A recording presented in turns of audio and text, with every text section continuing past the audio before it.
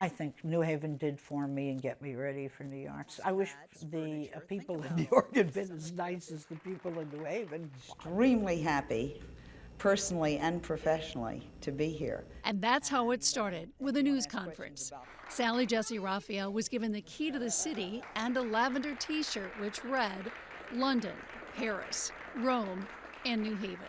WTNH General Manager Lou Freifeld had known Sally from working with her in news in Miami and jumped on the chance to have her call the station home. All right, so here's the studio now. Take a look around. Do you remember where Sally was? I want to say the main area was up here. You're right. To this day, there are still pieces of the show backdrop on the wall of the studio. Sally's show caused a lot of buzz. Looking back, it was a snapshot of where society was at the time. Interfaith marriages on the next Sally. Sally was nominated for multiple Emmys. She took home a statue in 1989. It was an incredible journey. Richard Penna was the guy she picked to do her hair, and he was along for the whole ride of the show. They became lifelong friends. He is forever grateful for the international whirlwind life the show afforded him. He misses it to this day. Penna created Sally's short haircut that everybody wanted. This is how most people remember her. You know, short, spiky blonde hair and red glasses. But we also had a whole red phase. Penna continues to see Sally often. Richard Penna, I'm happy to say, has become one of my very best friends, and he's just enriched my life tremendously. I'd go anywhere in the world and do anything for him. I think he'd do the same for me. We talked about her signature red glasses. The simple story, the teleprompter was becoming fuzzy for her. So she picked up a cheap pair of glasses that happened to be red, and the rest is history.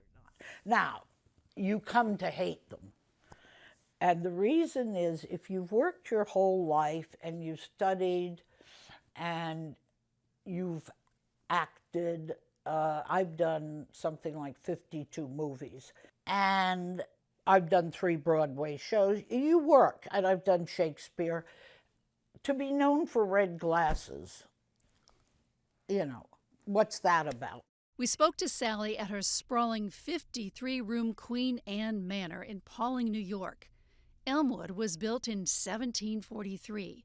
She and her husband, Carl, bought it about 20 years ago. It's a museum for all the things they have collected in their travels around the world.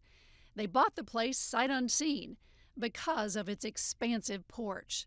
They soon found out that it would need a ton of restoration. Sally, now 82, loves having her house full of people. You never know who might show up for lunch.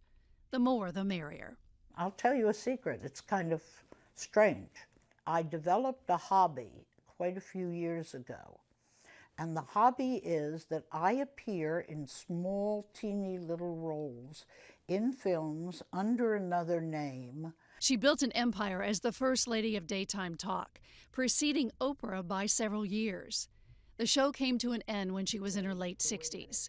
The company kept the Maury Povich show and Jerry Springer. In her words, they got rid of the girl. Were you ready to say goodbye when they said goodbye to you? No, I was not.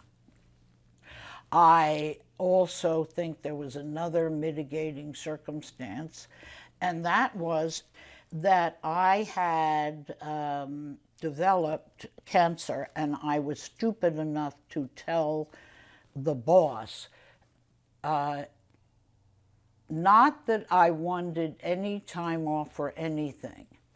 In fact, I went for chemo. This is now 15 years ago.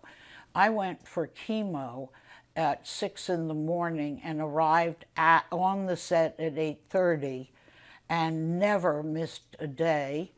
But I believe that that was part of, well, she's sick, we better let her go. Sally beat the cancer. The knife in the chest was having to go to the people who worked with me and tell them that the show was not going on. That hurt a lot. I was never interested in being noticed. I wouldn't go someplace to be seen. I did like working, and I do like working, and I miss work.